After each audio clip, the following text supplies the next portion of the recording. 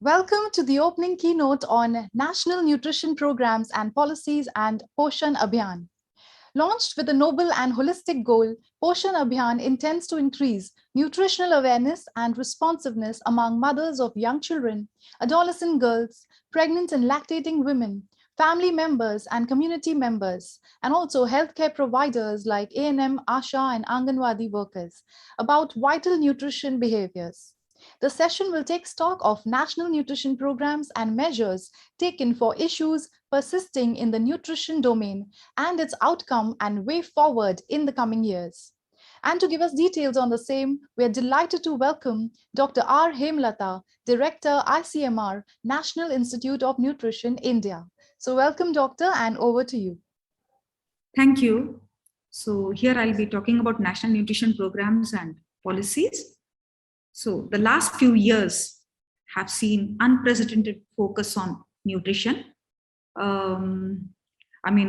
India was revising many nutrition programs and also devising many new programs to achieve the World Health Assembly WHO target of 2025 nutrition targets and also to attain the Sustainable Development Goals of 2030.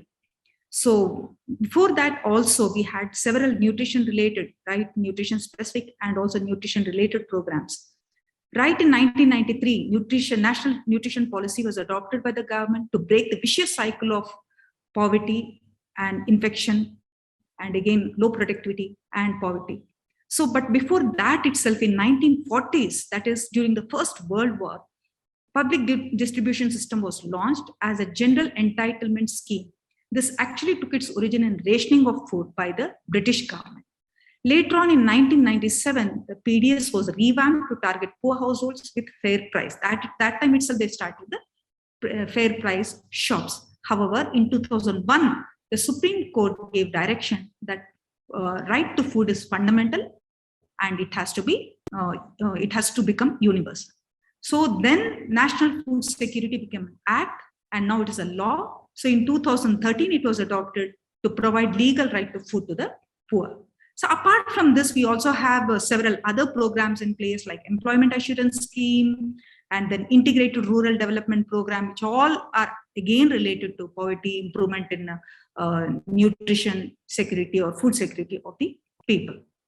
So apart from that, we also have very specific related programs like, for example, with respect to micronutrients, we have these three major programs, that is iodine deficiency disorder, anemia prophylaxis program, and prevention of blindness.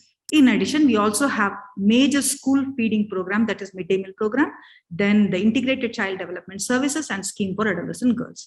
Apart from these six major programs, especially five major programs, we also had in several states and also in it was expanded to most other states as well, like applied nutrition programs, special nutrition programs, Balwadi nutrition program. The applied one is about protective foods to children and women and especially pregnant women and nursing mothers. This is essentially to promote production and consumption of protective foods. Then special nutrition programs targeted underprivileged communities, tribal and urban slum areas and deprived rural communities, etc. Then Balwadi nutrition program also was there in place in several states earlier and covering young children with some calories and proteins. But most of these programs got merged with the integrated child development services. So I'm quite passionate about the history of these programs. It's always nice to touch upon how it evolved over the years. So this National Iodine Deficiency Disorder Control Program, which came in 1962, those days, iodine deficiency was the biggest public health problem, not just in India, but globally. And most of the scientists earlier than that were actually clueless about the reason why people suffer from this kind of morbid this thing. Look at this. This is the thyroid disorder. The milder forms look like this. So no longer you'll be saying like this, but then milder forms do exist in certain endemic areas. Apart from this, it also causes physical growth retardation, then mental retardation. So children suffer from cretinism, then children can be mute or deaf. So such serious complications used to come when mothers are deprived of this particular nutrient, that is iodine, an important trace element. And this occurs because of soil that is poor in iodine, and crops grown in areas where soil is poor, these are depleted of iodine. They do not have iodine. So the only way is to supplement iron through fortification. So in 1962, the government of India implemented the centrally sponsored National Goiter Control Program. It was earlier called Goiter Control Program, but then it was renamed as Iodine Deficiency Disorder Control Program, because it encompasses not just goiter, but many other serious complications, like, as I already said, cretinism, that is mental retardation, severe dwarf and other major problems. Then the World Health Assembly also adopted and made it universal salt iodization. And here NIM, a series of studies were conducted by NIM to assess the coverage, quality of the salt, and the implementation problems and all. Based on this, the government revised the strategy and improved the program. And now the coverage is quite excellent. And we do not see this kind of severe complications anymore. Now, the next one is National Prophylaxis Program for Prevention of Blindness. You see here the children, those white spots on those two kids. What you see here is one child is actually blind completely. Both the eyes show cornea that is dissolved because of vitamin A deficiency, and there is scarring. The other child has one eye gone blind. Even I, after joining NIM, used to see so many cases of such children going blind because of vitamin A deficiency. Okay, but now we do not see this kind of severe cases. This is called keratomalacia. In the early stage, they'll be developing cases like this where you see conjunctival xerosis, but in more, this milder form, but more severe forms, generally the cornea dissolves, because vitamin A is very, very important for mucosal epithelial cell integrity and skin cell integrity. So even that integrity is lost, they dissolve and scar formation happens, and the child can go completely blind.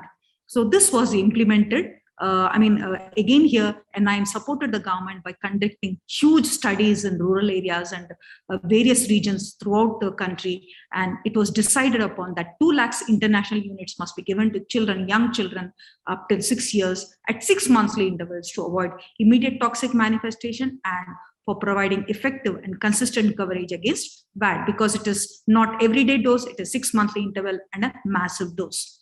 Based on the recommendation of the NIM, it became a national program and was implemented throughout India. Now, VAD was adopted not only in India, but also many other developing countries in the world later on. So coming to this midday meal program, it is world's largest school feeding program. It was actually began in a very small way in 1925, and somewhere in 1961, disadvantaged children in Madras Municipal Corporation in Tamil Nadu. First time it was initiated there. And later on in the 1980s, 3 more states like Gujarat, Kerala, and Tamil Nadu, and also Pondicherry adopted this program. However, in 1995, the government of India initiated National Program of Nutrition Security, Nutrition Supplementation to protect primary education. So reaching out to more than 12 crore children in over 9.50 lakhs children. So this is one of the finest and biggest program, if only appropriately implemented. Definitely, it has definite recent studies have also shown improvements in children who consume midday meal program versus children who do not consume. So here, these are the nutrition norms. Originally it was started to improve attendance, but now not only improving attendance, but also improving their nutrition status. So this is the food norm, again devised by studies from NIM. So what you see here is food grains, pulses, vegetables, and then the protein content should be at least 12 for the primary and 20 for the upper primary, and energy up to 450 kilocalories and 700 kilocalories respectively for primary and upper primary. So now all children do not go to school. We also have children who are dropouts and who do not go to school, especially with respect to girls. So there is special scheme for adolescent girls, because adolescent nutrition, all of you know very well, is extremely important, because undernutrition in adolescent girls will be translated to undernutrition during pregnancy, and that can have devastating, very adverse effects on the fetus that is growing in the mother.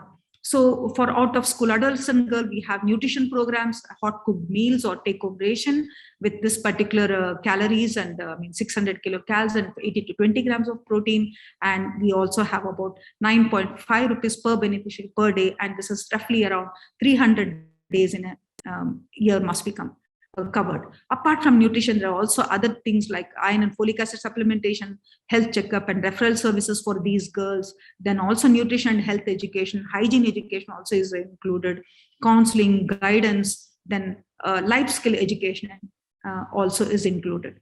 But it is not that well implemented. So now you must be aware of this, that the midday meal program has got revision, and now it is called Pradhan Mantri Poshan Shakti Nirman Yojana, that is PM Poshan, Pradhan Mantri Poshan. So here, apart from the same number of calories, I mean 450 to 700 kilocalories for upper and lower and upper primary school, you also have certain other modifications, like it also includes, apart from primary, pre-primary schools like Balvatikas in government and government-aided primary schools. Then an additional thing is it has a component of nutrition monitoring and hemoglobin levels of school children. Then a nutrition expert is going to be appointed in every school to ensure nutrition status of children to be monitored regularly, and then special provision for children in districts that have a high prevalence of anemia, and more focus also is given in this particular scheme on school nutri gardens, which is very important. And cooking competition is also, I mean, if it is really well implemented, it is going to educate our children right from very young age about healthy nutrition and the importance of locally grown foods.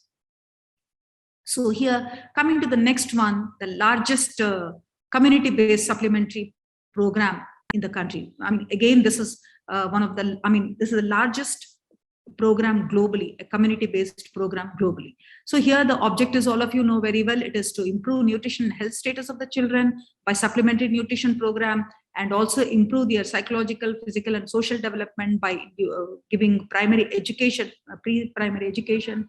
Then to improve, reduce mortality and morbidity by immunization and counseling on hygiene, sanitation. Then there is coordination of policy and program, and also education of mothers through various capacities. So here again, the nutrition norms have been devised by the data generated by our institute, that is National Institute of Nutrition. So this is about 500 kilocalories and then 800. See, look at the children here. This is severe forms of malnutrition. Marasmus here, and on the right side you see this child, how it is bloated. I mean, this is complete edema. Kwashiorkor, disadapted malnutrition syndrome. This is Kwashiorkor, and here you see skin dermatitis, so severe form of dermatitis in children suffering from Kwashiorkor. So I was there when I treated this child when I just joined and as a young scientist. So we do not see this kind of severe malnutrition now because of several nutrition programs in place.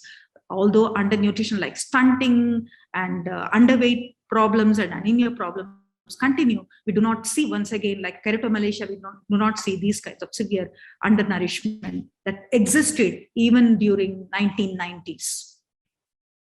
So here, this is just to show you how NIN, which was established in 1918, through NNMB, which was established in 1972, conducted 8 major surveys.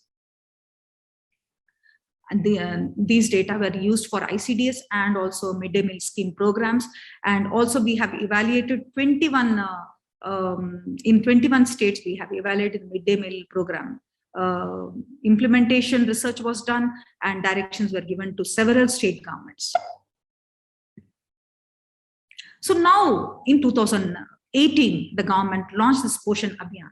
The uniqueness of this program is it has 7 components. Look at this: convergence, then it has common application software in the ICDS, it has behavioral change component, very strong behavioral change component, then incentivizing the Anganwadi teachers and other workers if they do their job properly, then innovation is encouraged, then training, regular training of workers who are involved in ICDS, then grievance redressal also is there. So convergence, you see, because it is realized that not just dietary intake, but your environment should be safe and clean. You should have proper water, proper sanitation for your, and your health should be right for improvement in nutrition status. So therefore, you have not only Ministry of Women and Child Development who actually take care of nutrition, but also Ministry of Health and Family Welfare who have the responsibility of implementation of immunization and also treatment of infections like diarrhea, respiratory infections, which all contribute to undernutrition. Then drinking water and sanitation. Then Ministry of Consumer Affairs for public distribution of grains and pulses. Then Department of Food and Public Distribution. Then also Ministry of Rural Development and Ministry of Urban Development for sanitation, food grain supplementation, etc. So apart from this integration and 7 unique components, it has more focus on the first 1,000 days and also has very specific targets of reducing 2% points of stunting and underweight and 3% point of anemia. So now it is called Mission Poshan 2. Not much change has happened with Mission Poshan 2. Only thing is it has included ICDS Poshan Abhiyan scheme for adolescent girls and national creche. So what is the problem in India? In spite of so many programs in place, right from the central government schemes, and several state governments also have their own programs in place to address nutrition and health of children and women, still we have high levels of low birth weight and quite high levels of stunting. I mean, it does not commensurate. The levels of stunting and low birth weight and wasting that we see in India does not commensurate with the programs that are there in place. And it is a paradoxical situation. Why is it so? So here, this graph shows here, the problem is right at the birth, this many children are actually stunted. They are low in length. I mean, you can see here, it is nearly about 20%.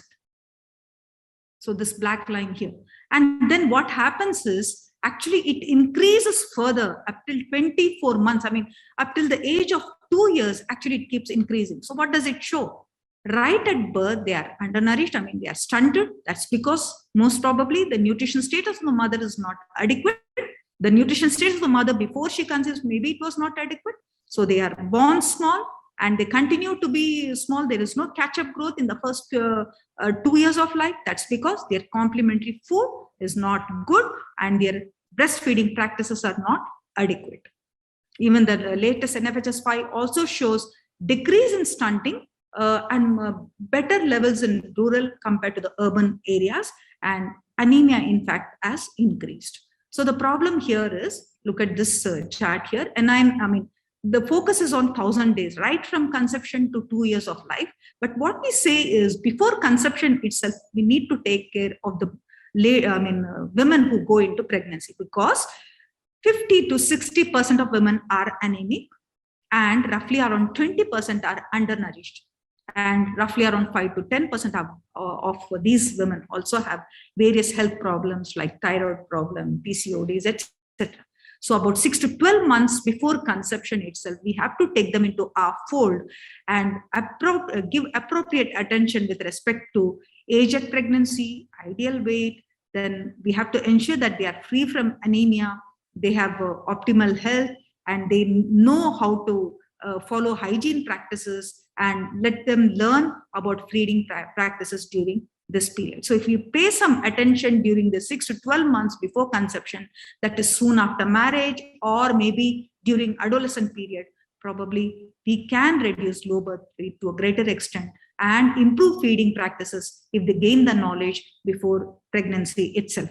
So this is the Gift Your Bride Nutrition and Health Card, was prepared by NIN, keeping this in view. So we also have a study going on with respect to stunting. So stunting is not just about nutrition, not just about nutrition status of the mother. So this particular study comprehensively looks at not just on diet data and anthropometry, but also does some metabolomics, markers in the blood, and it also looks at the stool microbiome, because we do have some information that microbiome is very different with children who are severely undernourished compared to those children who have better growth and better catch-up growth. So we are also looking at stool microbiome. We are also looking at the epigenetics, that is not genes exactly, but how the genes are regulated, how the genes are expressed, and also the environmental factors, many environmental factors with including the markers that are available. So this study is going to be completed in the next 1.5 years, and we are going to get good results that will help in revision of policy perhaps. So we also have Anemia Mukt Bharat, which was launched in 18th September 2018. I mean, we do have this iron and folic acid supplementation program, but the one which was launched in 18 September, on 18 September also has some revision, like it includes 6 population groups, it's given here, and 6 different types of intervention. That is not just iron and folic acid, but also behavior change communication. Deworming will be in place because worm infestation depletes your iron levels and increases anemia, and hemoglobin loss will be there, and also other infections will be taken into consideration, and 6 institutional mechanisms are there in place. So here again, NIN helped the government in devising this double fortified salt, which was actually implemented in about 15 states. We entered into MOU with many industries and transferred the technology. It was working very well, but then it was not made mandatory for all the states. It was just running in 15 states, and even there it is decreasing. Now the government is planning to implement this fortified rice, which with the kernels. Again, here we did do some study. And the other study that is going on in NIN with respect to anemia, this is a very, very unique study, and the results, I mean, this is directly going to support the policy. The way it is done is, I mean, there are awareness videos, behavior change communication, calendars are there, and there is a nice dashboard and real-time monitoring and on-the-spot screening and treating. See, so far we are having, I mean, we don't screen the people in the existing program. We just supplement iron and folic acid. So doses are not adequate in most of the cases, or they may not require that kind of dose. But this particular study ensures that they are screened on the spot, and they are just by capillary blood, and they are treated with appropriate dose. So that is the uniqueness of this. And they are also tracked on real-time basis through a nice mobile application and a beautiful dashboard that was created here at NIN. This study is going on, and very soon it's giving, the preliminary results are quite encouraging, and the results are going to be out in a 1-year period. And this again is going to help policymakers hugely to control anemia. So again, I mean, we all of you know very well that in 2020 September, we released this new recommended dietary allowance nutrient requirements, which has also estimated average requirements in place, and also Indian food composition table. Based on this, we are now in collaboration with the Ministry of Consumer Affairs. We are revising the nutrition, macro and micronutrient, I mean, the food that has to go, because the current ICDs and MDM, the level of calories that is being supplemented mostly comes from cereals, and now we are revising the strategy, trying to reduce the cereals, increase the protective foods, increase the pulses and other protective foods to improve overall nutrition status. Because hemoglobin also, just by supplying iron and folic acid, is not going to help. There should be dietary diversity, there should be improvement in protective foods. So all those things will be addressed in the current meetings that are happening between the ministry and NIN. Very soon the document will be finalized and it will be released. So Anna, apart from that, what I'm trying to tell is we need to have a strong database for region-specific food behaviors, practices and food system, and identify the best practices through total diet study, which NIN is trying to do, incorporating traditional food system practices to improve nutrition and health outcomes, because all over new food, dietary diversity or food that we recommend may not be acceptable to people, but we have to look for traditional food system, because traditionally India has in several regions nice healthy food dietary habits. We have to bring them back into the system, try to identify and strengthen them. The national food consumption surveys are essential. Right now it is not there. NNMB was carried out, and the last survey happened in 2016. After that, there are no surveys with respect to consumption data. This is extremely important. We are looking at the children stunting level and anemia level, but we do not have what they are consuming. The consumption data that is there with us is very old. Rural region is 2012, and the urban region, the last one was collected in 2016. So this needs to be done. And now the Ministry of Women and Child Development, this ministry is in collaboration with the WCD department, is working. I mean, we are working with WCD department to come up with this data very soon, I mean, across the country. Then cluster randomized study to empower women in food system practices for enhancing nutrition health outcomes is also extremely important. We have to connect women with resources, education, and training tools to improve nutrition status of the family, of the society, and of the nation. And also it is important to generate policy framework to encourage private sectors to engage in business of nutritious food. So thank you very much. This is the plate that NIN recommends. I mean, half of a plate should be with vegetables and fruits, if this is the 2000 kilocalories, and only a quarter of it should be with cereals. Again, cereals means not just plain rice. It has to have various other whole grains and also wheat. Then we also have enough space for pulses, and then flesh foods. Nuts also occupies a very important place. Then, of course, adequate intake of milk, particularly in the form of fermented milk, that is curd or buttermilk, is always welcome. Thank you very much. Well, thank you, Dr. Hemlata, for that wonderful opening keynote and for sharing so much valuable information with us. Dear delegates, coming up is our curtain raiser panel discussion with some very eminent and leading experts. So stay with us.